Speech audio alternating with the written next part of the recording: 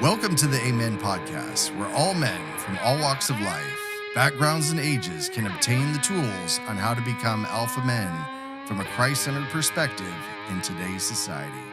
Here's your host, Jimmy Greer. All right, guys. So this one's really dear to my heart. This is one of my favorite topics to talk about. We're talking about guns today. We're talking about gun safety. We're talking about CCW. We're talking about caring, protecting your family, and another kind of piggyback episode of what we were doing with Sheriff John Zanoni. This is going to be the flip side or the other side of that coin that we want to look at, get you guys those tools to really make those decisions. Do I want to carry? Should I carry? And how am I going to carry that? What kind of weapon should I choose? Those sorts of kinds of questions that we're going to come into and get into some other questioning as well, some scenarios so that you'll have that practical everyday kind of information that's going to make you really tactically ready. It's going to make you situationally aware. Those are the kinds of things that we're looking to do today. And I just want to welcome my guest, Rick Field. How you doing, man? Doing great, man. Thanks for having me in. I appreciate it. Man, I'm so glad that you're on this show, coming in and doing what we do, and we give guys tools. So if you could, just kind of let people know what your background is. Where'd you grow up at? Grew up mostly in Kalinga, of all places, yeah.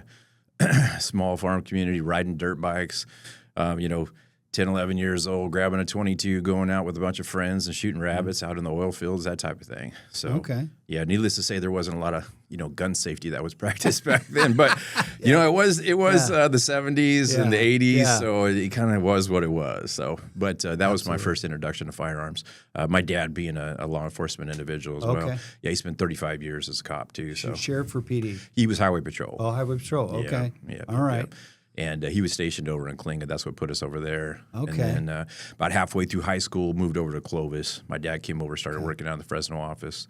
Obviously brought the family over with him. Excellent. Did my last 2 years at Clovis High. Played football, that type of thing. That was a huge jump going from Kalinga High School playing football to Clovis High School playing football. It was, from 40 kids on the team to 120 kids on the team and that type of thing. So anyway, after high school, I joined the military, 17 years old, joined the military and went on delayed entry. Went in as a combat medic. So what branch? Army. All right, so you went in Army. Yep, okay. Yep. Wow. Initially, I was going to be an MP, try to follow my dad's footsteps, that type of thing. They had a 2-year delayed entry to be an MP just because the school wasn't available. Oh, okay. Yeah, so I kind of wanted to be done after, 3 years, 4 years max, so I didn't want to wait 2 years to go in. Yeah. So I went back down to MEPS and looked at other jobs that were, looked like they might be cool. What year was that? That was 1989. Okay. Yeah, 1989. Right. Okay. Graduated 88 and then went into the military in 89. Okay. So, yeah. So we're right around that same bracket. I was 89, you're 88. Yeah. Right. So, awesome. Gotcha. Yep. So, went in, shipped out in January of 89 and did a few years in the military, combat medic. My first tour was over in Korea, 121st Evac Hospital, and then came back over stateside. I was at Fort Polk, Louisiana, 3rd to 6th Mechanized Infantry. And, so that was... They didn't stick you in airborne at all or anything like that with the medic background, or is that just not the direction you wanted to go? It wasn't the direction. I was not ready at that time to do anything really high speed. Okay. I was cool just doing the infantry and, that type of stuff. So I didn't really have the mindset at that point. You know what I mean? I developed a warrior mindset later on in my law enforcement career when I went into, SWAT and did some operational type stuff. Did? Then. Yeah. Nice. Yeah. Very nice. So, but anyway, so had a great time in the military. Glad it was over. And then when they shipped me home, I started the reserves. And while I was going through the reserves, they were like, "Hey, you want to go to nursing school?" And I thought, well, why not? I said, "You guys going to pay for it?" And they were like, "Sure, we'll pay for it. Nice. We'll pay for it, and we'll pay you to go." So I was like, "Great." So 2 years in nursing school, graduated as a licensed vocational nurse. Okay. I was working out at Fresno Community Hospital after I graduated. Okay. Yeah, I was working in the nursing float pool, and I was making, not a lot of money as an LVN back in the, early 90s. and I saw a flyer that said, "Come work for the Department of Corrections as a nurse / peace officer." Right? Yeah, and it was like $4 an hour more, and that was huge back then, right? I was like, "That's some money." That was like a quarter of my pay. So I was like, "I'm down," right? So put my application in, wound up getting right into the Department of Corrections, but it was a dual position. It was a peace officer position and it was a nursing position. Okay. So you're still sworn and all that kind of stuff, but you handled more of the medicine side. Okay. But even as a they called it a medical technical assistant. Even as an MTA, though, I was being called upon for doing certain things like cell extractions and that kind of stuff. So, which was kind of unusual because people in that classification didn't usually do those things. Oh, interesting. Yeah. So because you've got the medic background, if you got a situation where you're going to do an extraction, we know that that's like one of the most dangerous situations you can be in a prison is when you got to do the extraction because you got bodily fluid type stuff flying at you. You've got weapons that they're forming. Yep. Trying to get past you and get past the barricades. And if somebody gets cut, somebody gets damaged, you got to be there on site to obviously offer medical aid. Yeah, but I was usually like the second guy in, so I wasn't really doing the medical aspect. You were a breacher. That was like, hey, you got to step up and do that badge thing now. Yeah. So I was a bigger guy, worked out, so they're like, hey, get filled over here. He could either be shield man or be second guy in or something like that. So, but the longer I stayed in the department, the more things started coming my way that were not really medical related. Okay. So I was having like supervisors reach out to me and say, hey, you need to, give up the medical side, come over full-time custody. Gotcha. And which I wound up doing, wound up promoting to sergeant. Great. And I was at an institution as a sergeant for a while. And then from that point, from sergeant all the way through associate warden, I was full-time custody. What prison were you in? I was in 7 different prisons. Wow. Yeah.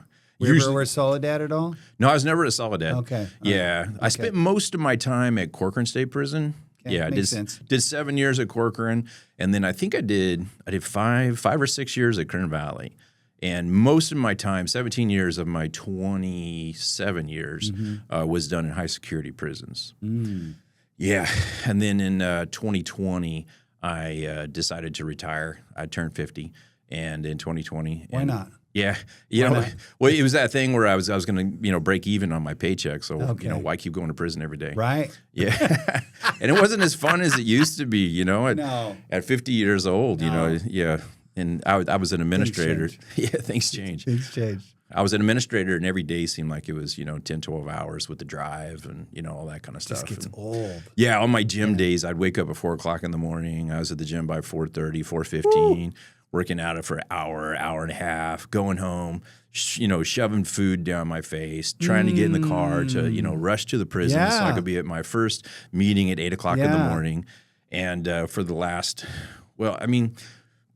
probably for 12 years, the commute was at least an hour and a half for me one way. Okay. Yeah. So, yeah. Corcoran, not that bad, but, in the fog, 43 was bad. Oh, yeah. Yeah. Yeah, you're going to get locked up every time. Right. Yeah. So after I retired in 2020, and it was right around when COVID hit, and weird things were starting to happen in the prisons anyway, and I'm like, nah, I'm not sticking around. Yeah. So I started my own business. Actually, I started my business a few years before I went into retirement, and that was kind of my segue. Was I was trying to prep myself for retirement by getting my business going, all right, which is Freedom Firearms Training. So you're setting that up.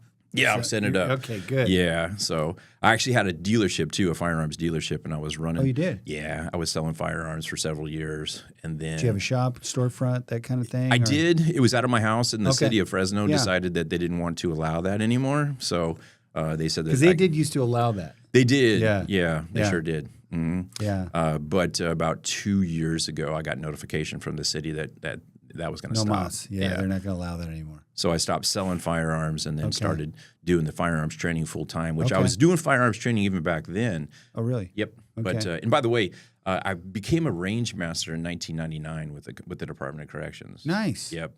And then went into the SWAT program in 1996. And so I keep calling it SWAT, but our version of it was CERT, Special Emergency Response Team. Yeah. Yeah. So became a sniper, got sniper certified while I was with the CERT team.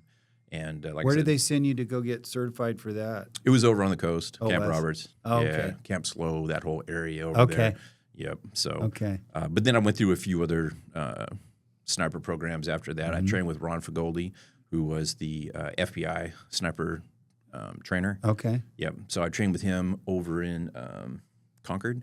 He Okay. was traveling around doing, different Training sessions, things of that nature. So I took his training session, and then there were 2 Navy SEALs that had retired, and they opened up their training program, and they Of were course they did. Yeah, exactly. That's what they do, right? That's what they do when they retire. Guns. What am I going to do? I'm going to go be a trainer for guns. Yeah. Yeah. So I went through their sniper program as well. And then, that's a lot of fun. It was a lot of fun. It really was. Yeah. So, and then I went through a lot of different training programs with different training companies, HK, SIG, that type of stuff. While I was still. Oh, you did? Yeah. While I was still with the department. Now, were you an armorer? Is what it was, No, or I wasn't an armorer. just certifications, just as a whole? Firearm certifications. Okay. Yeah. Destructing different things, room entry packages. Okay. That kind of stuff. Wow. So a lot of SWAT oriented. Type trainings. Yeah. And that was back when, money was available for that type of thing. So, I feel pretty privileged and lucky going through the 90s and the 2000s when I got put through a lot of that training. That must have been a lot of fun. A lot of people would say that as a, catchphrase term like CQB work, close quarter combat. And that kind of training, the average person doesn't have any idea of really how much discipline it goes into and how much trust and muscle memory that goes into that very specific kind of training. Well, to give you an example, room entry, right, on a SWAT. And you got a stick of SWAT guys that are right outside a door getting ready to breach, and breacher comes up, and whatever tool he uses to breach the door, whether it's a shotgun or, whatever. Explosive, whatever. Whatever. Yeah. But you have all these guys lined up, and everyone's loaded, no safeties on at that point, right? Yeah. So it really comes down to trigger discipline. Yep. So trigger discipline and, full-on target awareness and situational awareness and, training. You default to training and stuff. And I was reading articles today on Delta Force just because I'm constantly, trying to educate myself. And, there's some great stuff that they got going on. So I try to mimic a lot of things that, come from the special operations world. Right. Because if you know firearms, and you do. Tactics are usually born in the special operations military world. Absolutely. And then they roll down to law enforcement. And then they get diluted. They do get diluted, for sure. They do. Yeah. But there's still a presence there of the original, need and those types of things. And then it gets to the civilian world by law enforcement trainers that come out and train civilians to do things that are tactically sound. And, one of those things is an example, OODA, back in the day, the acronym OODA, Observe, Orient, Decide, and Act, that was huge in special operations, SWAT teams, and, that type of thing. And that was 20, 30 years ago or more.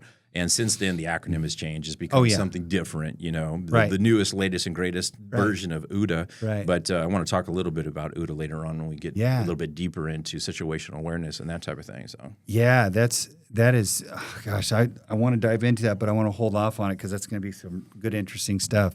Let me ask you about this. So I want to talk about the discipline that we need to have in those kinds of situations. In respects to leadership. So for instance, you have a lead guy, you have the breacher, obviously, whatever apparatus he's going to use to go in the door. You have that guy. But then you have the second, the third, the fourth guy. What people don't understand is that there is a formal set of leadership that people have to operate in, not only as a group, but individually as well. What would you say that you bring to that table of where your mindset is and how you lead people in that process to teach them these skill sets and help them to really understand, anybody can teach fundamentals, right? But I wouldn't say anybody. Well, you have trained. No? I've seen a lot of trainers not even understand, the fundamentals of marksmanship. Really? Yeah, truly. Okay. Yeah. So, and I don't want to step on your traffic there. No, that's fine. That's totally fine. I've seen a lot of trainers that shouldn't be trainers. You find it a lot on YouTube. People put out, false information, or absolutely they represent themselves as something that they never were, never could be. But they're going for clicks. So please, for all you out there, beware. Beware of who you're watching and who's providing information, and use common sense, because if it doesn't look like a good tactic, it's probably not. So find somebody, even if you don't come train with me, find somebody that knows what they're doing, has background on not only teaching the fundamentals, which is the building blocks for defensive shooting. Yeah. So every single class that I teach starts off with some type of a fundamentals drill initially. So we go through those steps, and then we get into, more of the defensive tactics. But, so when I train with people, there's a time to power down and let your mind, relax, and let your body relax. Sure. Because I tell everybody, if you are training properly, it's going to be mentally, emotionally, and physically taxing on your body. Okay, you cannot get out there for 2 hours straight unless you're that operator person. Those people can. That type 100%. of person can, because we're programmed to do that. Because we've done it. We've built up the abilities and the skill sets to be able to do that. Right. But at the end of the day, if you're starting to just learn and become a defensive or a tactical handgunner, you cannot perform at that level for hours at a time. So there has to be a training block, and there has to be the ability to power down. Whether you power down when you're on the line at the workbench and you do a mental, emotional, physical reset, or you go to slide lock, we clear the weapon, we come off the line, you bench the weapon, you sit down and power down, have some water. Step out of that warrior mindset. Yeah. Because when we step onto the line, when I tell you to go to the workbench position and we make ready, from the time we make ready, you're in a warrior mindset. Yeah. I tell people, you are not shooting paper targets. You are shooting somebody that's trying to shoot you. 100%. Because if you get programmed that you're shooting a paper target and that target is really no threat to you, and all you're doing is looking to punch holes through it and get a nice tight group, that's the wrong mindset to have. Yeah.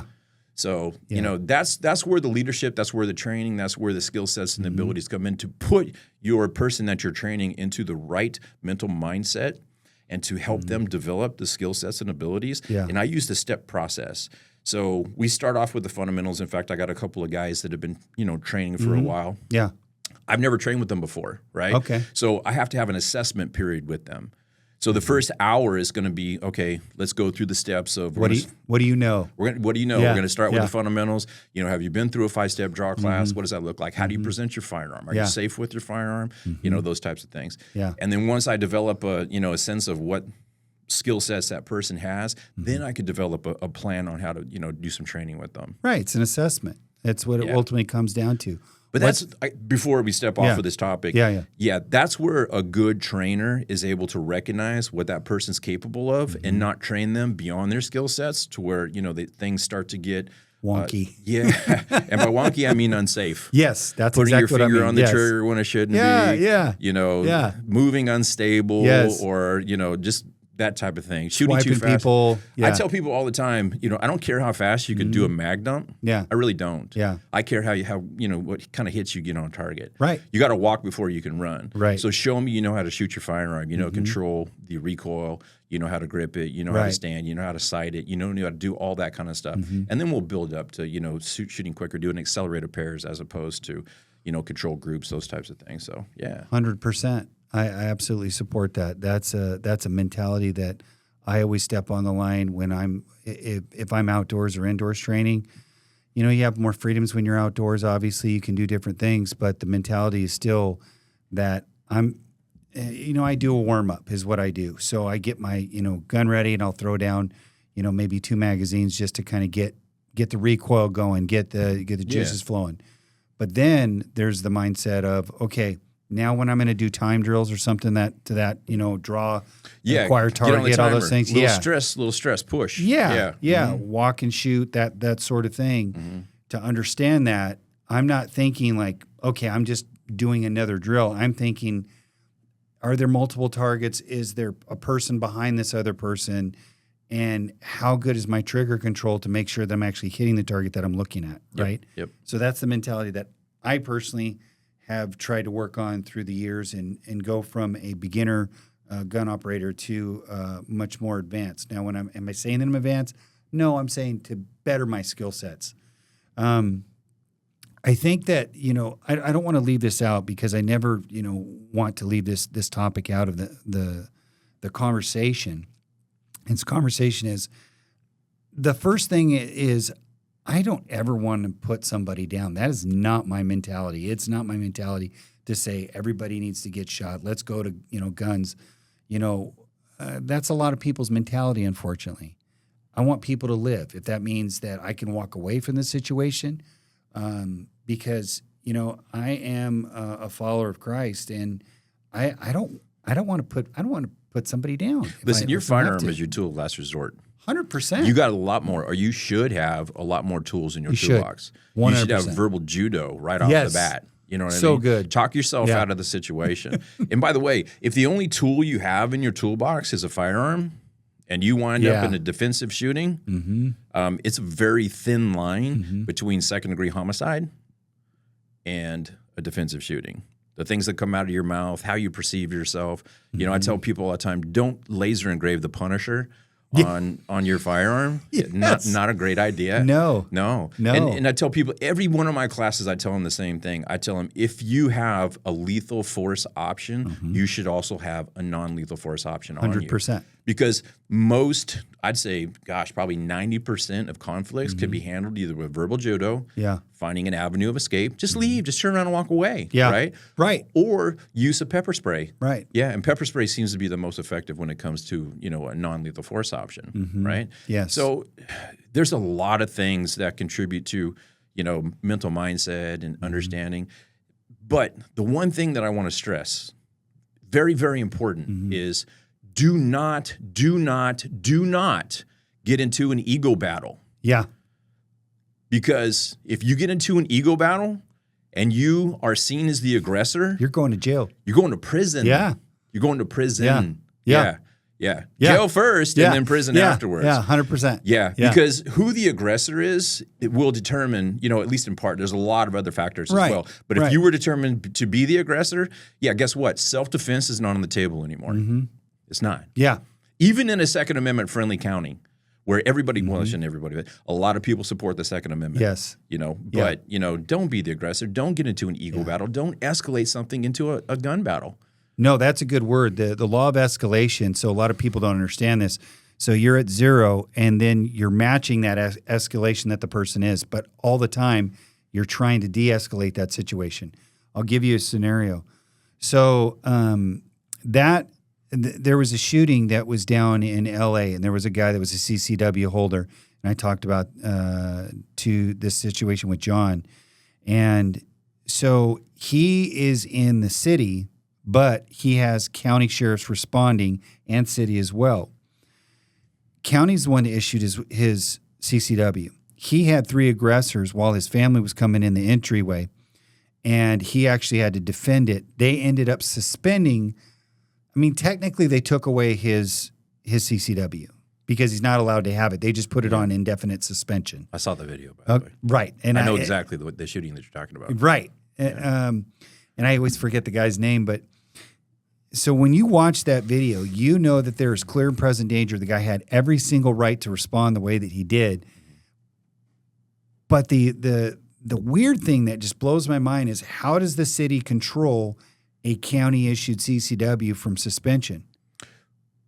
How does that work? Yeah, well, that's a tricky thing. It shouldn't work like that. It shouldn't. It shouldn't work agree. like that. But at the end of the day, you're talking about an area that is not Second Amendment supportive. As a whole, True. Sheriff over there, maybe the law enforcement, maybe people within the law enforcement world over there, but in general, geographically speaking, it's not. And here's the crazy thing too: is as I'm teaching the class, I'm like, okay, everybody, here's what the penal code says. Okay, and the penal code is one thing, and then there's the legal analysis of the penal code, and then you break it down into the reasonable person standard, and then you break it down into the definition of imminent danger, all that kind of stuff, right? But here's the thing: is the way that those things are interpreted.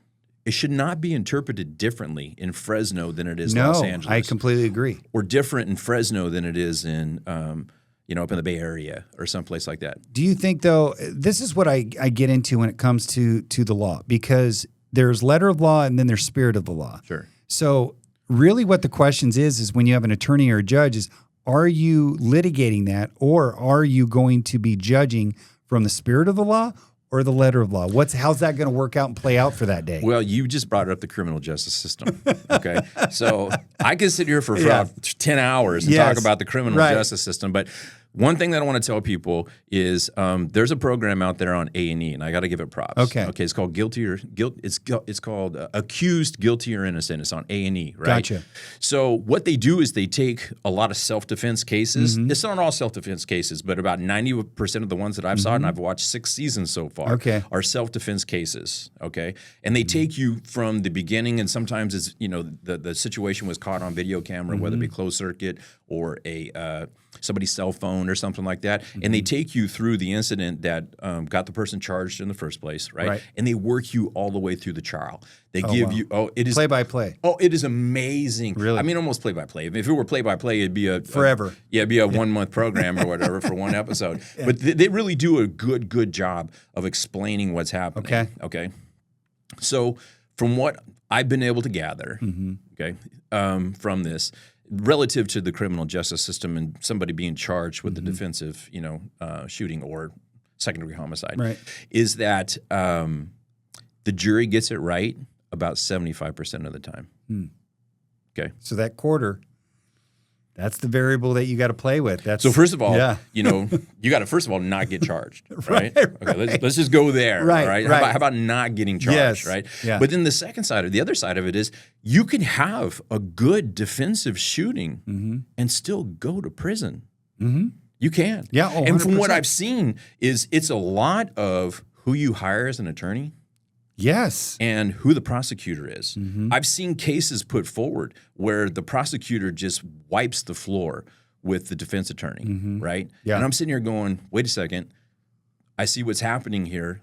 The evidence, the facts, and everything, it's being presented in a way that kind of, feeds into the jury more, where the jury, has more of a propensity to believe the prosecutor than the defense attorney. And that comes down to selection, some of it does, but some of it just comes down to presentation of the case, and did the prosecutor present a better case or did the defense attorney present a better case, regardless of the evidence? Even though you have the evidence and you have the facts of the situation that both parties are looking at, what you're saying is this one attorney, just in the way that they present the same facts that the other side has, can basically depict or the outcome of if you're going to prison or not. Absolutely. And wow. Here's the thing is, I've seen defense attorneys not call subject matter expert witnesses, right? Call almost no witnesses at all. Why? Why wouldn't you do that? Because there's usually going to be a witness in a shooting. Yeah. Well, not every time, but most of the time. How about a ballistics expert? How about somebody that understands defensive shootings and all that kind of stuff? How about doing the best you can for your client? Why don't we just say that? Right. But and there's this episode after episode where you sit there and go, wait a second, defense attorney, why aren't you doing this? And there were some really good defense attorneys that I went, man, that guy rocked that case. It was a home run. And it was beautifully presented the way that it was, and it was very factual. Okay, but it's scary. And this is why I tell people in my classes all the time, you need to be watching these A&E programs. When you go through a CCW class, that's the beginning of your training. That's the basics. It's the basics. Yeah. It gets you certified. You have to be constantly looking for more information. You do. And developing emotional fitness. Because if you're not emotionally fit, that's a problem in itself, right? You have to develop the knowledge. I want to circle back to OODA for a second. Okay, gotcha. OODA, observe, orient, decide, and act. Okay. In general, who gets to make the determination when the gunfight starts? In general, tell me, who is it? Is it the bad guy or the good guy?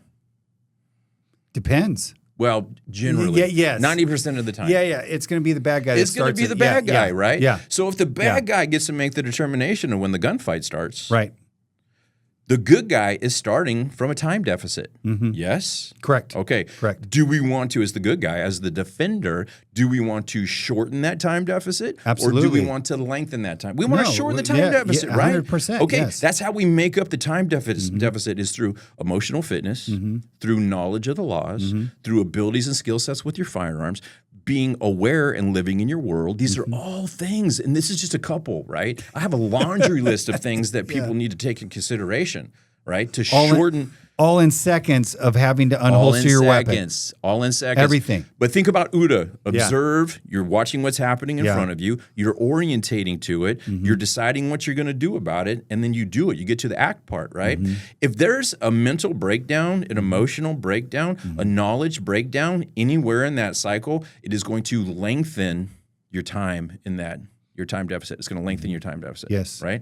So you have to be constantly challenging yourself to educate yourself, to get out there with a trainer and to, be working on your skills and living in your world. These are all things that you have to do to shorten your UDA cycle, because if you make your UDA cycle longer, that's a problem. Here's another thing, okay? How many people that have CCWs are 100% sure that if a gun comes out, the bad guy pulls a gun out, that they're going to be able to pull their gun out and respond? Oh, gosh. That's a great question. I don't know. I don't know the answer to that. Yeah. Go for it. It depends. It depends on the person's background, right? Yeah. But these are things that I ask people, like, when they're going through my class, what's your background? Do you have any LE background? Probably not, because you're coming through a CCW class, right? Do you have any military background? Are you a hunter?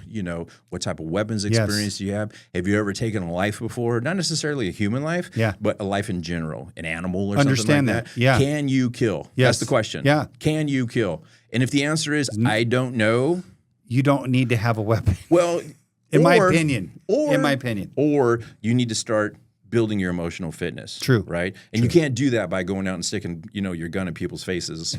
What you the way that you please don't do that. No. What you have to do is you have to educate yourself. Yeah. So I talked about the A&E program. There's another beautiful way to educate yourself out there. And it's called Active Self-Protection. It's a YouTube channel. John Correa is the host. Are you aware? No. John Correa is the host. Mike Williver, LE guy, co-host. What shows it on? Network it's on? It's YouTube. It is YouTube. It's a YouTube channel, and they have their own app. But it is a bunch of videos, whether it's officer-involved shootings, CCW shootings, homicides, and they break the video down step by step by step. Yeah. But you see, it is nice. But one of the things that you have to, go through is you have to watch people die in these videos. Okay. People die all the time in these videos, right? So if you don't know if you can take a life and you start watching these videos, and during the shooting, somebody gets shot, falls down, starts to bleed out, if you have to turn away from your phone, or you can't, finish watching that, or, your heart starts racing so much that you get mental, clouded judgment, that type of thing. You need to watch more of those. You need to expose yourself to more of that stuff. So you start to, build the emotional fitness to know, if you were 50% mindset where you could draw your weapon and engage somebody in a lethal manner, after you watch some of those videos, after you train more, after you, become exposed to more of these types of things, right? Maybe you wind up, at the end 75% or 80%.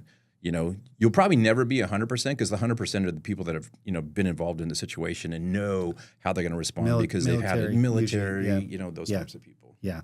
Because you're in that constant environment, and people don't really understand that. And I'll give you a couple examples. So I was in a CCW research class, and I'm sitting next to these two ladies having an open conversation. We've got downtime, and I hear the lady saying, when's the last time you shot your gun? And she says, oh, well, last time I certified. And I was like, what? Oh, it happens a lot. Why? I know it does. Why? It happens a lot. Why would you do that? That makes no sense, right? You get in your car every single day and you transport yourself and your family, loved ones, to and from. What people don't realize is that is a muscle memory that you do on a constant basis, right? Yes. It is a practice thing that you do, and you don't even realize it. So I'm going to have the responsibility. I always call this, I refer to my weapon and responsibility as the nuclear bomb. When this thing goes off, lives are changed, everybody's impacted forevermore. There's no going back. That's it. Yep. That's the reality of that. It's true. And it's in seconds. People don't understand, like you said, the emotional intelligence and endurance that you have to build up to be able to comprehend the decision-making process that you have to make in those moments, and understand that I've done the right thing to the best of my ability so that I don't go to prison as a citizen, because they don't. You don't understand. The laws are different for law enforcement than us. That's it, plain and simple. They can claim, hey, by the way, I've got, stress of the job. There's a lot of different factors that they can actually claim that are a little bit shifted, a little bit slighted, a little bit different when you're inside of a courtroom and people are saying, well, why did you make this decision? Okay. But a citizen, you're held to a completely different standard than a police officer, in my opinion. Well, I want to clarify something. Go for it. Okay. Go for it. I don't disagree with the stress of the job in law enforcement. So I had a stroke at 43 and a heart attack at 48. Okay. Yeah. So I'm like. So we both have the heart. I'm the walking example of stress in law enforcement. Yeah. But at the end of the day, law enforcement's held to a higher standard. You don't get to, bring up PTSD as the reason why you shot somebody. You know what I mean? That's not a plausible defense on a lethal encounter. Shooting. Yeah. So, and our cops are doing a great job out there, by the way. They are, 100%. Thank you for all the law enforcement that wakes up every single day and put your life on the line. Absolutely. Yeah, and you run towards the violence. You don't run away from the violence. And I appreciate you guys. And there is a ton. Thank you for bringing up the stress in law enforcement. There's a ton of stress in law enforcement. There is, without a doubt. Yeah. And I just a little background. I traveled around the country, mostly in California, but for about 7 years doing stress mitigation talks for law enforcement agencies. Gotcha. Yeah. Okay. So it was a big passion of mine. Right. Yeah. Still do it occasionally. Okay. But yeah. So that's my heart goes out to all of my brothers and sisters out there, whether you're working in prisons or you work in the streets. Absolutely. But you were 100% correct that, you again, it goes back to if you're not knowledgeable, if you're not skillful, because you're responsible for every shot that comes out of that gun, right? Absolutely. Every bullet that comes out of the gun, you're responsible for. Yep. Okay. And when you go through a CCW class, there might be a little tiny bit of stress because maybe the instructor's standing next to you as you do your qual, or maybe the other people's guns firing, might stress you a little bit. Yeah. But at the end of the day, if you're getting ready to get into a defensive gun battle, that level of stress is on a whole nother plane. Can we agree about that? Yes. So if you struggle hitting a target when under you stress. are static and 10 toes on the line and under almost no stress, okay, go out and run, 200 yards, stop, do 50 push-ups. try to put rounds on target. And then try to put rounds on target. That's going to be, a little more along the lines. Yeah. Even getting under a shot clock. Yeah. Get under a timer. Get yourself some stress, Yeah. And do this with an instructor, please. Of course. Don't just show up at a range Yeah. and go run around the building and then jump in there. You're probably going to get some people called on. Yeah. Some weird stuff might happen. Yeah. But yeah. So, again, thank you for bringing that up. Yeah. You have to train. If every 2 years is the time you go out and, shoot your weapon again, that's just not enough. It's not enough. I will say that you're more of a hindrance than a help. Absolutely. Yeah. Absolutely. Not only to yourself, but to the community at large. Your family, yes. Well, everybody. your family. Yeah. But they're all going to be impacted by that because maybe little Susie that's 10 feet behind the target that you're aiming at. Yeah. But I will say this though. I will say that by and large, not only in California but across the nation, from what I've been able to see, statistically speaking, is that CCW holders are not a threat to society.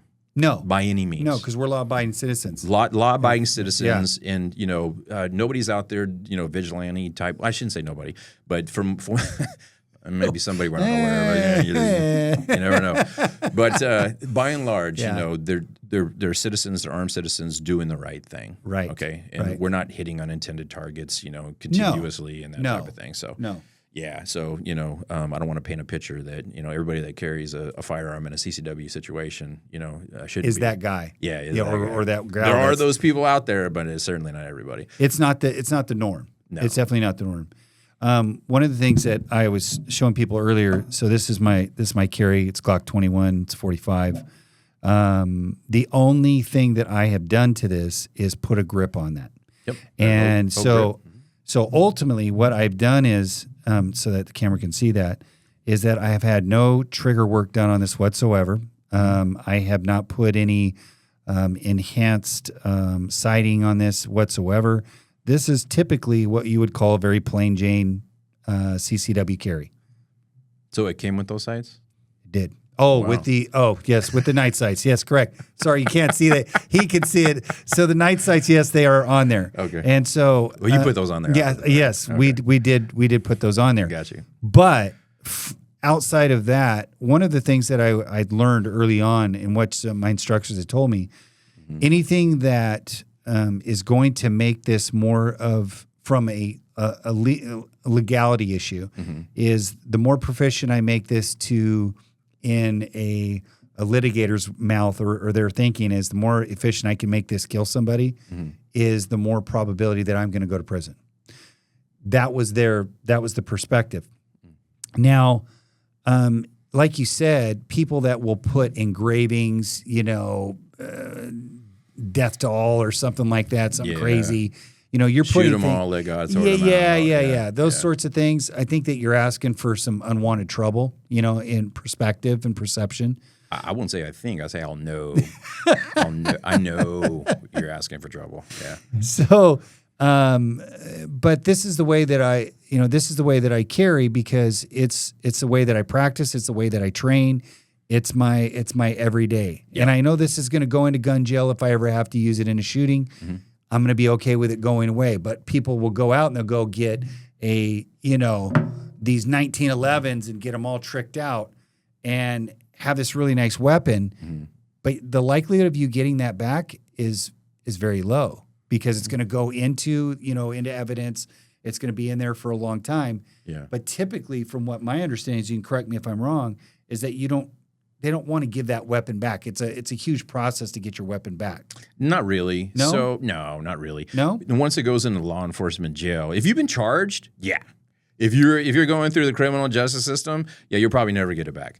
But if you're going acquitted, through a court case, if you're going through a court case, yeah. If you're That's what I mean. Oh, okay, that's what you mean. Yes, okay. yes. Not just you were involved, the investigation process, the investigation's No, going on. no, They no, took I'm your saying- firearm during the investigation. Yeah, no. Okay, yeah. You're I mean, having to defend your right to stay out of prison. Yeah, technically, the way that it's supposed to work is Yeah. that once the case has been fully adjudicated, if you're acquitted or found not guilty, then technically you should be able to get your firearm back. And the way that works is you bring a letter from the Department of Justice. Oh, really? Yeah, you can do it. You can find the letter on CFARS. Okay. And CFARS is a program under California DOJ Bureau of Firearms. Okay, So gotcha. you go on there, you make an account on CFARS, and there's a link on there that says law enforcement release form. Okay. And you click on that, you fill out the information relative to the firearm, relative to you, and within a time frame, and it varies with the DOJ. You just never know.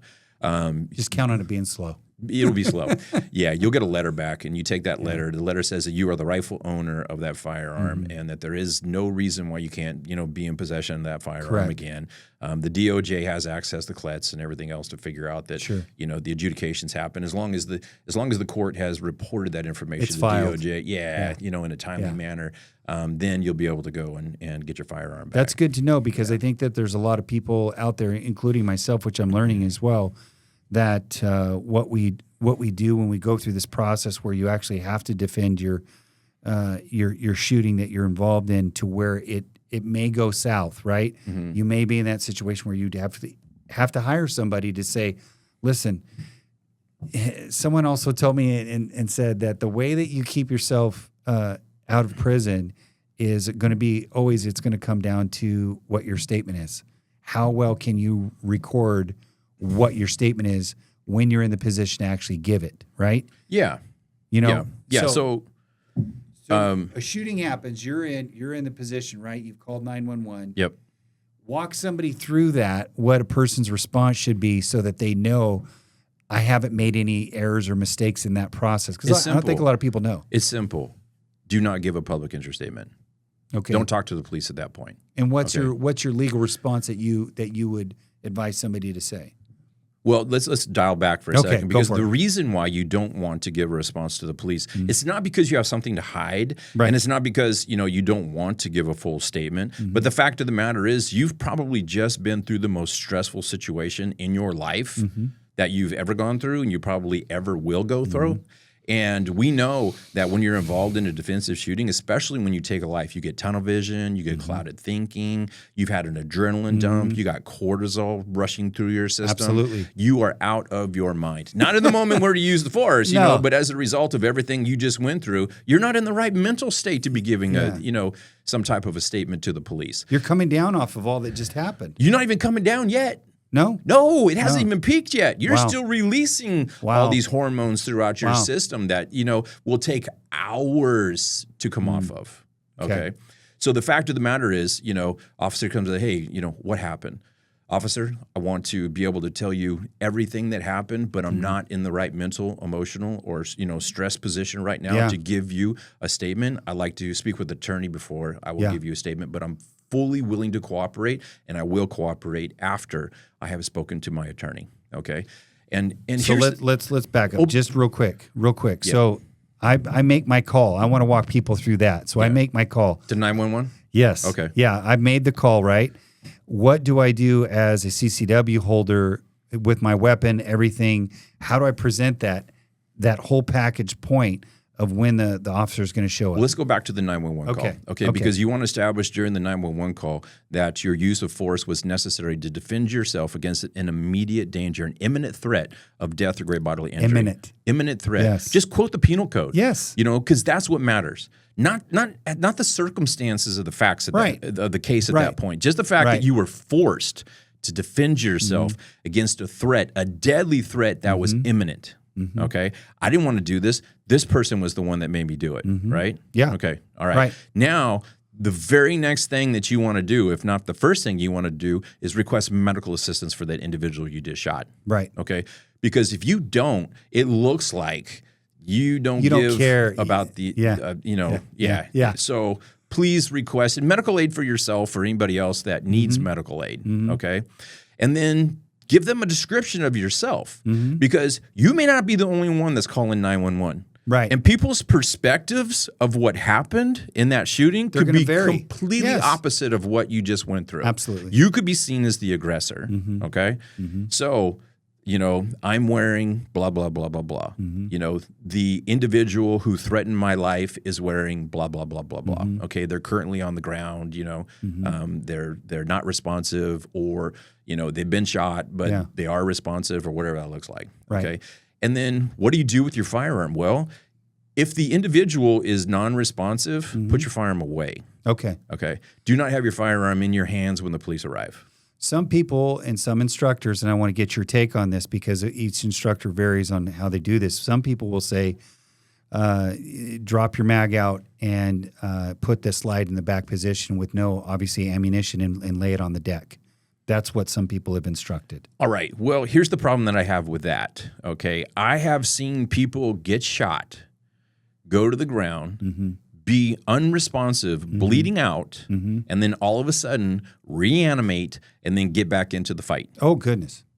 And if you just unloaded your firearm and put it on the deck, guess what? Yeah, you're in a fight now. You got a whole new shooting drill to go through. That's regain, possession of your firearm, reload it, and then get back into the fight. And it may be too late by the time that person, because the fibs factor matters too, right? Okay. Fibs factor. The F stands for something I won't. We'll just say fudge. I've been shot. Okay, fudge. I've been shot for the bad guy. Yeah. Okay. There's a process that somebody's mind goes through after they've been shot. Right. Yeah. Am I dying? Can I get back in the fight? Do I want to get back in the fight? What happens if I get back in the fight? These are things that the bad guy has to think about. Right. So initially, bad guy's out of the fight. Okay. Maybe unresponsive. May just decided to check out. And by the way, you have to let them check out if they want to check out. Absolutely. Yeah, because any subsequent force than what was necessary to overcome the resistance or to affect, the results of eliminating the threat is on you. Yeah. First use of force, long as it's within the law, great. Right. Second use of force, unless the person reanimates, it becomes a threat again. Yeah. Right? Right. So those are the reasons why I tell people, put the firearm back in your holster, right? Okay. Yeah. Here's what the police like to see: empty hands and cooperation when they arrive. Yes. Okay. Yes. Empty hands. No threats. No threats. Yeah. Because they're still not sure what's happening. Or who's the aggressor and who's not. No. Yeah. You don't know what information they got from the 911 or the dispatcher. Yeah. 911 to the dispatcher to, you see what I'm saying? So that's really important for the CCW holder and how you present yourself on the phone. Yeah. Yeah, you're in a stressful situation, but what kind of directions are you giving the police officer that are going to be on scene in moments, right? Mm-hmm. Especially with Fresno PD. The statement about, and I'm not bad-mouthing Fresno PD, but the statement is around town is they never want to be left out of a gunfight. I don't know if that's the case, but that's been said. Let's just leave it at that. Okay. That being the situation is, so if you have a quick response time and you don't have the proper information that goes to that dispatch and you're arriving on scene, you might become an unnecessary target because you didn't. It has happened. Yeah. Defenders have been shot. Yeah. Because they presented themselves in a threatening way. Not that they were a threat, not that they meant to be a threat, but we talked about cloud of judgment, right? Right. We talked about adrenaline and cortisol and everything, charging through your system. Yeah. Yeah. Yeah. And then all of a sudden the police arrive and you're not in a good mental mind frame. And I had a news feed just not too long ago because that's my logarithm is, gun stuff and CCW stuff and all that kind of stuff. So it all comes and hits. Yeah, it all hits, yeah. And I read a news story where a defender was involved in a good, defensive gun fight. Yeah. And when police arrived, he turned to talk to the police. Gun was still in his hand. He pointed the gun at the police, and they used lethal force against him, and he didn't make it. Man. So this kind of stuff happens. Yeah. So here's the thing: is you got to have a plan. Okay. Situational awareness, whatever we're talking about, whether it's going out to dinner or going to a bank or, going somewhere. And let's talk a lot about that if we can. Sure. That's good. Yeah. Regardless of what it is, have some sort of a plan. Okay. Because if you go into a situation with 100% of a plan, but only 50% of it works, you're 50% farther down the road than you would have been if you went in with no plan. Exactly. You feel me? Exactly. Okay. The same holds true. You have to predict, you have to sit there and plan. What would I do? How would I present myself to, law enforcement if I were involved in a shooting? What would I say? And every one of my classes, I give them the same, speech. I give them to say, here's the steps that you say to 911. Here's the steps that you say to law enforcement. Write it down. Put it in your wallet or someplace that is accessible if you are involved in a defensive shooting. Yeah. Because you may not remember anything that I talked about in class, but you remember that it's in your wallet. Right. Right? You pull it out and you read it step by step. Because you have your litigation insurance card that you carry for your firearm. You know where that's at. If you have it. If you have insurance, sure. Right, but most people, not everybody, but most people do. When you go through class, they present some insurance company that's going to come and offer you services and whatnot. Sure. Put that right along with it. That would make absolutely, total sense. Why wouldn't you? Yeah. Why wouldn't you? And if you don't have the insurance, if you know somebody that does have the insurance, just take a picture with your phone of what that card looks like and what it says for you to do, and do it. Yeah. Yeah. Of course, you can't call the 1-800 number and request the attorney because you don't have the insurance. But at the end of the day, it's a very, very good starting point. It is. I agree. Yeah. So let's talk about situational awareness. I think one of the biggest things, like when I'm out and about, and I don't know how you are, because you're probably your observance level is probably 10 times more than mine is, but just because of the training and the muscle memory that is there. The biggest thing that bothers me is people who carry their cell phones and, oh my gosh, and just, brother. That's like the number one thing. Like, I got the shirt that says be a hard target to kill. Okay. How do you do that? Well, first of all, you stop walking around at nighttime or by yourself in a situation to where you're doing this all the time. Yeah. Because you're not situation aware of anything else except what's right in front of you. Yeah. Meanwhile, people are watching you and watching how you get in and out of your car, or may even be watching what time you get off work. What particular work do you do? So those are the kind of scenarios that I try to tell people, don't walk around with this thing in your face all the time. Yeah. So I tell people, don't be paranoid, right? Don't be paranoid. Don't walk around thinking everybody wants to kill you. No, okay? But be prepared. Right. There's a huge difference between paranoid and prepared. So by prepared, look around. Look at your environment. If your face is in your phone 24/7, you're a victim waiting to happen. Okay. There's times and places to be on your phone. Right. Right? Right. You know, how about lock the door in your car because in your vehicle that's transitional space, right? Yeah. Stay in your vehicle, roll the door, roll the windows up, lock it, get on your phone in that moment because you know you have a security barrier between you and attacker, which is a car door, right? For whatever it's worth. If they start breaking the window, then you got other issues you got to worry about, right? But at the end of the day, have a plan. Yes. So I'm going to look at my phone before I get out of the car. And then when I'm walking across the parking lot, I'm going to do a quick scan. As I go into the building that I'm going into, I'm going to do a quick scan. Yes. I'm going to look for the exits. I'm going to look for, you know, anything that could be used as cover versus concealment, you know. People don't know what that is. Well, okay. Concealment is anything that can hide you from, you know, an attacker.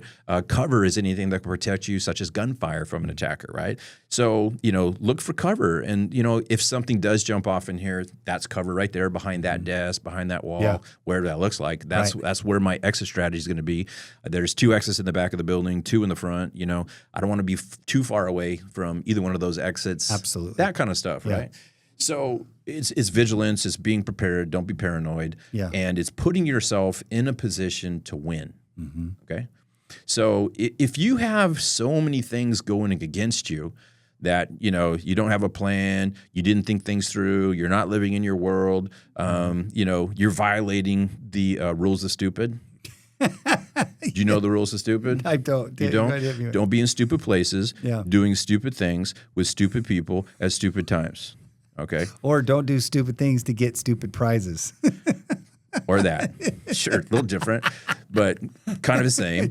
Right? Yeah. Listen, the more rules of stupid you violate, the more probable something stupid is going to happen to you. Yes. So it's those types of things. It's being the right thought process and, you know, have a good head on your shoulders and, you know, your head should be on a swivel. It doesn't have to be 24/7, but it should start. I look for pre-attack indicators. Yeah. I do. Yeah. I look for pre-attack indicators. But that's what you trained yourself to do, though, correct? Absolutely. I mean, Absolutely. Yeah. You know, I always ask in my classes, too, in my CCW classes, somebody give me an example of what a pre-attack indicator might look like. And I get a lot of blank stares. Yes. Okay. Yes. And then, you know, I'll get someone, well, body language. Okay, what about body language? You know, and then they'll kind of explain, well, you know, they're constantly looking around and, you know, well, sure, you know, they're looking to see potential witnesses out there, what's their environment. Because the bad guy, if they're more prepared than you are, that's a problem. Yes. Right? Yeah. Yes. So I look for, you know, certainly those types of things, balled up fists, people blading out, you know, people staring at me hard, you know, constantly, you know, that kind of stuff. Yeah, which it may not mean that they observation. want to. They may not want to attack me or anything like that. But it's somebody I'm going to kind of keep my eye on and glance at every once in a while. Because they could be an aggressor. You don't know. They could be an aggressor. You know? Yeah. So I'm at an ATM machine. Okay. Super common. Yeah. And this is out on the west side of Fresno. Okay. So nothing against the west side. This is no, what happened. This one it is what it is. It is what it is. That's where this one was Yeah. at, right? So the bank is closed. I'm at the ATM machine, and car pulls up, and it's a old Duster, right? Sure. 2 guys get out. I'm sitting there going, poof, right off the bat, tingly, spidey senses going off, all that kind of stuff, right? So I'm watching because the ATM has a mirror above me, and I'm watching, and the one guy circles around behind me, and he takes a kind of a bladed stance behind me, right? Okay. So I'm thinking, this is weird. Yeah. Right? Right. So I don't want any part of this. So I cancel my transaction. I put my card back in my wallet, and then all of a sudden I see the guy make a movement to advance towards me. Okay. Right? So I'm armed, right? Yeah. So I start my draw. As soon as I start my draw, keeping the firearm down to my side and not exposing it because I don't want to be, assault with a deadly weapon. I forget what it's called. Brandishing. I don't want to brandish. anything like that. But I also don't want to be the last in the gunfight. You know what I mean? Absolutely. Yeah. So I'm not brandishing. I'm keeping it down to my side. And as I start to turn with my firearm down at my side, he takes off running. Oh, okay. He never even saw the firearm. Right, so I know it wasn't the firearm that made him to run, but he reaction. recognized that I'm on my I'm on my game. Yeah, he took off running. They jumped in the Duster. They pull out of the parking lot, and the driver gets on the gas and goes sideways coming out of the parking lot. So I'm thinking. So that realistically, you avoided the threat. Absolutely. That's the way I saw it in my brain, too. That's the way it sounds like. Yeah, but at the end of the day, if I hadn't been looking in that mirror, if I hadn't been aware of my surroundings, if I wasn't, feeling that presence at that time, who knows what would have happened. Yeah. Would have been robbed for sure. Yeah. At the very least. Well, so I'm glad that you brought that up because there's different banks that are through the Palm area, right? Mm-hmm. Okay. Now you wouldn't think it's a dealership, it's a higher end per se area, right? But let's say you're doing banking in the evening through there, right? Mm-hmm. But there's a lot of homeless, there's a lot of transient people that run through there, right? So I always tell people, like, if you're going to go and do a nighttime transaction, there's nobody there, pull right up to the ATM. I don't care if you're blocking 3 stalls. Put it to where your door is actually open to the ATM machine. Take a look around before you get out and then go to do your transaction. Yeah. And at the same time, always keep checking over your 6 and to make sure that you're in a good spot. Yep. Then once you do that, then you can come back to your car. But even when you're coming back to your car, now you've got cash on your hand, right? Yep. So you still need to be aware. I mean, the game's not over. Well, it goes beyond that because you get in your car and you drive away, and they're in their car and they're following you. Correct. I've seen videos of people come out with money bags.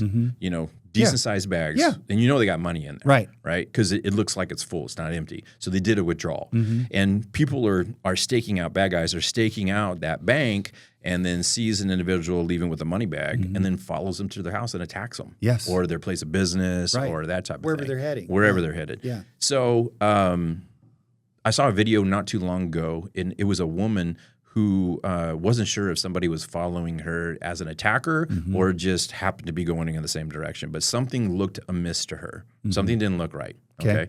So she kept making, right-hand turn, left-hand turn, and this car was right-hand turn, left-hand turn. And it became pretty obvious that, this person was following her, right? So what does she do? She drives to a police station. She pulls right into the parking lot of a police station. Smart. Great idea. Yeah. And then you see the car break off, and then the car's gone now. They're like, I'm good. Yeah. Yeah. They don't want any part of that. Cease and desist. But so it's kind of like, even if you in those seconds, in those minutes where, maybe your plan initially wasn't that great, maybe your plan to go to an ATM in not a great, part of town, or at nighttime, not the best of plans for anybody, by the way. Unless you absolutely have to, right? Go earlier in the day, when, or drive to a different part of town.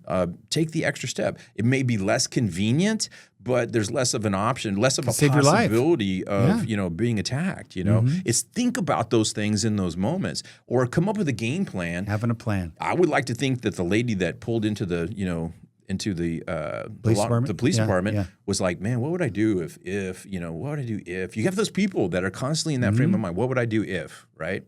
And I don't think they're paranoid. I like their preparedness. I do that. Yeah. I think about that kind of stuff. Like, I'm aware when, how many exits I got in a restaurant, my back against, the seat versus, towards the door. I mean, that's just me, that's the way I think about those situations. And I can't remember who it was that said this, and it might have been multiple people, commanders, people who are in charge of men and sending the war, is they say, the minute that you step off base, you're at war, is what they say. So my mentality is, the minute that you step out of your door, your vigilance has to be on point. You have to be thinking, not paranoid like you say, but I have a responsibility to have my skill sets on point. I have a responsibility to my family, my friends, whoever I may engage in that day. In the event that I'm left with no other choice, but I do have to draw my weapon, can I make all of those visible decision-making processes that I've been trained in, or that I've trained myself in, to be able to say, I did the right thing in that moment? Right. I think that we got to have that mentality. For sure. Then on top of that, it's, do I have the right skill sets to come out on top? Absolutely. And do that's the where right you thing. come into play. Well, I'd like to think so. Yeah. So, the first question is this my fight? Right. And if it's not your fight and it's a third party engagement, it's like, you don't have to make it your fight. Even cops, would they say that that's the highest probability of a cop injury is when you get in, domestic violence, right? Third party, or somebody that you're trying to protect, turns on you because of how they feel about the person that you showed up to arrest. You know what I mean? That's my boo or whatever. Yeah, and it could go bad, real bad. That is one of the most dangerous causes, domestic. It is. And you saw that I think there were 3 officers shot and killed recently. Just Horrible. Hate talking about it, but it was in response to responding to a domestic. Right. And 3 officers were killed, 2 or 3 officers. So horrible. Yeah. When you get into those situations, that's my biggest concern is, Jocko Willink. Yeah, Willink. He says, if my option is the first thing that I'm going to do is I'm going to try to get out of it. If I have an option to run away, I'm going to run away. Yeah. The guy's a highly trained individual. He's trained in jiu-jitsu. He's trained in military tactics, SEAL team, all that stuff. Mm-hmm. But it's odd to me to hear that because we think, with the persona, right? Run towards bullets. We're going to defend. We're, hardcore, all that stuff. But he's like, listen, I have a lot to lose. Mm-hmm. If I engage in this situation, I could lose my home. I could lose my businesses. I could lose my ability to be free. Right. Right. So how do we avoid that? He says, first, if you can run away, run away. Yeah. Who cares? Yeah. Right. Yeah. And I'm of that same mentality. If you can step away from it without ever having to unholster or let a round out, great. That's a win. Yeah. And, there's a lot of CCW carriers that don't know that there is no stand your ground law in California. Mm-hmm. Okay. But on the other side, California is not, at least at this point, is not a duty to retreat state, right? So where does that put you? Mm-hmm. If there's no stand your ground law and there's no duty to retreat, where does that put you? In a whole lot of gray area. It does. It does. And the fact of the matter is even though you have no duty to retreat, if you had an opportunity to escape and retreat and get out and you chose not to take it, that's going to end badly. And then the end result was you got yourself into a defensive handgunning battle and you killed somebody. And during the investigative process, they were like, well, you had an avenue of escape. Why didn't you take it? And you were like, well, California doesn't require me to. Good luck with that. Yeah. Have Good fun. luck with that. Yeah. You better have a good attorney. You better have a real good attorney. Yeah. So, Yeah. And again, geographics, where it happens in the state matters. Absolutely does. So. Absolutely does. Well, let's do this, Rick. Let's take a quick break, and then we're going to come back, and we're going to get on some other topics. Sounds great. Are you ready to become the strongest version of yourself, Alpha Men? Meet Paul Watson, a military veteran. Paul knows the importance of physical fitness, mental and physical toughness, and the role it plays in one's overall health and well-being. That's why I'm proud to recommend Warrior Fitness, a fitness program designed to help you become the strongest version of yourself. Whether you're looking for elite military selection training, including endurance and strength training, group classes, individualized training, and personalized diet plan development, we're here to help you achieve your fitness goals. Our experienced trainers understand the value of hard work and perseverance, and they will work with you to push your limits and achieve new heights. Join our community of warriors and take on a new challenge that will help you to build strength, increase your endurance, and improve your overall health. With Warrior Fitness, you'll discover a new sense of discipline, resilience, and pride. Sign up today and let's take on the challenge together. Check them out at their Fresno location at 8039 North Cedar Avenue, Fresno, California, 93720, or on the web on Instagram and Facebook. Or if you want to just give them a call, go ahead, 559-242-2570. Stay Alpha. All right, everybody, welcome back. I know that it was a great session that we had, but what I want to do is now I want to step into really promoting Rick Field, what he does, what he specializes in, and how he gets it done, how he builds the skill sets, the disciplines, the mentality behind this. So, Rick, if you could, just go ahead and give us a real good, thorough plug where what you do, what services you provide, and how people can find you, if you don't mind. Sure. So I do all types of firearms training, Okay. not just handgun. Okay. I do carbine training. I do tactical shotgun training. I do long distance rifle training. You want to learn how to shoot 1,000 yards or past it? Great. I can help you get into the equipment that's required to do that. Okay. Not only that, but the equipment like carbine equipment, holsters, just tactical gear in general. So definitely can help out with that too. Okay. But listen, I don't just train tactical people. I train everybody from entry level who's just learning how to shoot a firearm, never shot a firearm before, wants to learn how to shoot, and you don't even have to own a firearm. I can provide everything. Oh, wow. That's nice. I provide the firearm, the hearing protection, the eye protection, the ammunition, the gun range, all that kind of stuff. All you got to do is show up. Okay. And then we start off with 45 minutes of doing fundamentals walkthroughs. Excellent. Yeah, I use an instructor's pistol, which is an inert pistol. It's like a Glock 19 replica. And then I go to a SIG 320 replica. That's a laser gun, and we do a little bit of trigger reset. We do some, finding of the sights. We do trigger pull, and it projects 2 lasers on the target. So we get quite a bit of fundamental work in before we even go hot. And then I'll do a demonstration, show the fundamentals of marksmanship, how they work, how they employ, go over my range commands multiple times so you get a good feeling of what that is all about. And I just teach comfort and confidence. The fundamentals with comfort and confidence. You put that combination, into the hands of a gun owner or somebody who's trying to, become a gun owner, and you have a responsible, gun owner at that point. Teach them the safety aspects, how to manipulate the firearm appropriately, all that kind of stuff. So, and then we just work up from there. So we start with the fundamentals. Well, if it's somebody That's that the has, basis. yeah.